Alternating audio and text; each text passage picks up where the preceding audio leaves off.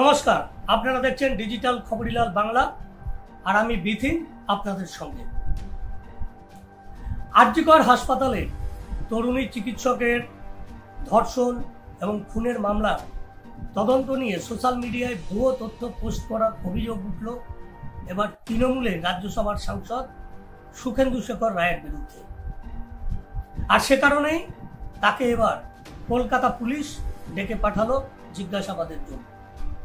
সূত্রের খবর, রবিবার বিকেল 4টে নাগাদ তৃণমূলের সাংসদ সুখেন্দু শেখর রায়কে তলব করা হয়েছে লালবাজারে। প্রাথমিকভাবে তরুণী চিকিৎসকের দেহ উদ্ধারের পর তাকে আত্মহত্যা বলে কেন চালানো হয়েছিল এবং ঘটনার 3 দিন পর কেন স্নিপার ডগ দিয়ে তা তল্লাশি করা হয়, শনিবার এক্স হ্যান্ডেলে এই প্রশ্নগুলোই তুলেছিলেন সুখেন্দু শেখর রায়। 3 দিন পর স্নিপার ডগের প্রসঙ্গটি সম্পূর্ণ অসত্য বলে দাবি করেছে কলকাতা পুলিশ। কেন এমন বিভ্রান্তিকর তথ্য সোশ্যাল মিডিয়ায় পোস্ট করেছেন তার জন্যই তৃণমূল সাংসদকে তলব করা হয়েছে বলে আমরা জানতে পারছি। যদিও তার দাবি পুলিশের কোনো নোটিশ তিনি পাননি, অর্থাৎ সুখেন্দু শেখর রায় জানিয়েছেন তিনি কোনো নোটিশ পাননি। শুধুমাত্র এই দুটি বিষয়ই নয়, শনিবার মধ্যরাতে তিনি এক্স হ্যান্ডেলে প্রশ্ন তুলেছেন, কারা আত্মহত্যার কথা রটিয়েছিলেন, কেন দেয়াল ভাঙা হলো, এরকম শতাধিক প্রশ্ন তিনি তুলেছেন তার এক্স হ্যান্ডেলে। এমনকি পুলিশ কমিশনার বিনীত গোয়েল আর আরজিকরের প্রাক্তন অধ্যক্ষ সন্দীপ ঘোষকে হেফাজতে কেন নিচ্ছে না সিবিআই, এই বিষয়েও তিনি মুখ খুলেছেন তার সামাজিক মাধ্যমে। আত্মহত্যা এবং 3 দিন পরের স্নিপার ডগের তথ্য অসত্য বলে পুলিশ দাবি করেছে এবং সেই জায়গা থেকেই পুলিশের প্রশ্ন যে তিনি এই তথ্য পেলেন কোথা থেকে সুখেন্দু শেখর রায়, সেই উত্তর জানতেই নাকি তাকে লালবাজারে তদন্তকারীরা তাকে ডেকে পাঠিয়েছে বলে আমরা জানতে পারছি। যদিও তৃণমূল সাংসদ পুলিশের কোনো নোটিশ পায়নি বলেই দাবি করেছেন। সেক্ষেত্রে সুখেন্দু শেখর রায় তিনি আজ বিকেল 4টে নাগাদ লালবাজারে যাবেন কিনা সেদিকে আমাদের নজর থাকবে। কিন্তু যে বিষয়টি আপনাদের সামনে তুলে ধরব, এই তো একটা প্রেক্ষাপট তুলে ধরলাম। সুখেন্দু শেখর রায়কে লালবাজারে ডেকে পাঠানো হয়েছে। পুলিশ মনে করেছে, কলকাতা পুলিশ, সুখেন্দু শেখর রায় ভুল তথ্য তার সোশ্যাল মিডিয়ায় তার এক্স হ্যান্ডেলে পোস্ট করে বিভ্রান্তি ছড়াচ্ছে। সেই কারণে আর বাকি 4-5 জনকে যেমন বিভ্রান্তিকর পোস্ট করলে কলকাতা পুলিশ তাদেরকে ডেকে পাঠাচ্ছে, সেইভাবেই কোনো ভেদাভেদ করেননি। সেই জায়গায় দাঁড়িয়ে তৃণমূল কংগ্রেসের সাংসদ হিসেবে তাকে মার্জনা করা হয়নি, তাকেও ডেকে পাঠানো হয়েছে। কিন্তু বিষয়টা কি এতই সোজা, এতই সরলীকরণ? অন্তত রাজনৈতিক বিশ্লেষকরা মনে করছেন যে এর পেছনে রাজনীতি অবশ্যই রয়েছে। কি সেই রাজনীতি? আমরা যদি একটু পিছিয়ে যাই, লক্ষ্য করব এই সুখেন্দু শেখর রায় তৃণমূল কংগ্রেসের দীর্ঘদিনের রাজ্যসভার সাংসদ।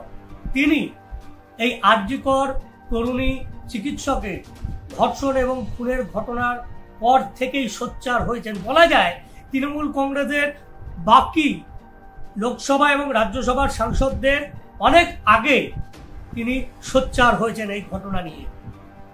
তিনি এই ঘটনাকে জঘন্য নারকীয় ঘটনা বলে উল্লেখ করেছিলেন তার সোশ্যাল মাধ্যমে এবং সেখানে তিনি ক্ষান্ত থাকেননি।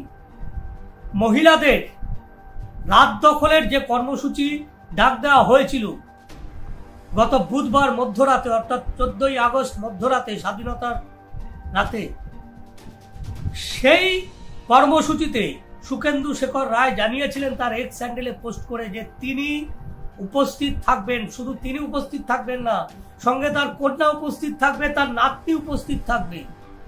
তিনি জানিয়েছিলেন যে তিনি সাংসদ অনেক পরে, আগে তিনি একজন মানুষ এবং সেই জায়গায় দাঁড়িয়ে তিনি একজন কন্যার পিতা, একটি নাতনির দাদু, এবং সেই জায়গা থেকে তিনি উপলব্ধি করেছিলেন যে এই প্রতিবাদে অংশগ্রহণ করা উচিত এবং তিনি অংশগ্রহণ করেছিলেন। তিনি একবারও ভাবেননি তৃণমূল কংগ্রেসের রাজনৈতিক স্ট্যান্ড পয়েন্ট কি, তৃণমূল কংগ্রেসের বাকি সাংসদরা, বাকি বিধায়করা, বাকি কাউন্সিলররা তারা কি করবেন, পঞ্চায়েত সদস্যরা কি করবেন তিনি এসব ভাবেননি। তিনি মনে করেছিলেন একজন মানুষ হিসাবে, শুভ বুদ্ধি সম্পন্ন মানুষ হিসাবে তার এই নারকীয় ঘটনার প্রতিবাদ করা উচিত।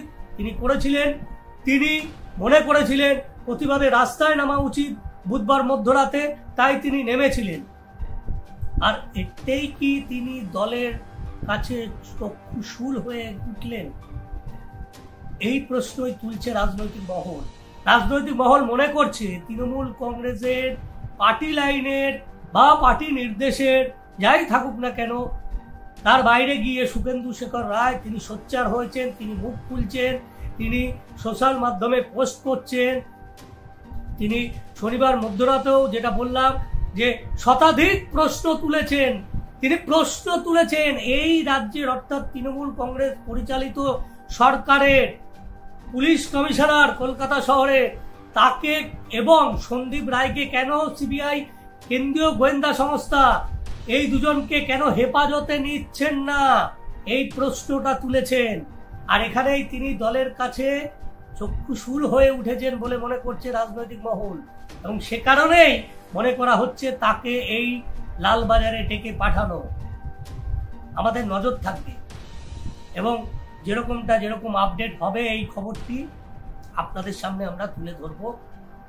তবে আপনাদের কাছেও আমাদের বিনীত অনুরোধ, এই ঘটনার প্রতিবাদ করুন, এই তরুণী চিকিৎসকের ধর্ষণ এবং খুনের ঘটনার প্রতিবাদ করুন, রাস্তায় নামুন, কিন্তু সবটাই সংবিধানের দায়রের মধ্যে থেকে। কোথাও ভাঙচুর চালাবেন না, কোথাও সরকারি সম্পত্তির ধ্বংস করবেন না, এবং অবশ্যই কোনো রকম বিভ্রান্তিমূলক পোস্ট করবেন না, কোনো ভুল তথ্য দিয়ে পোস্ট করবেন না। এখনকার মতো এই পর্যন্তই। নমস্কার।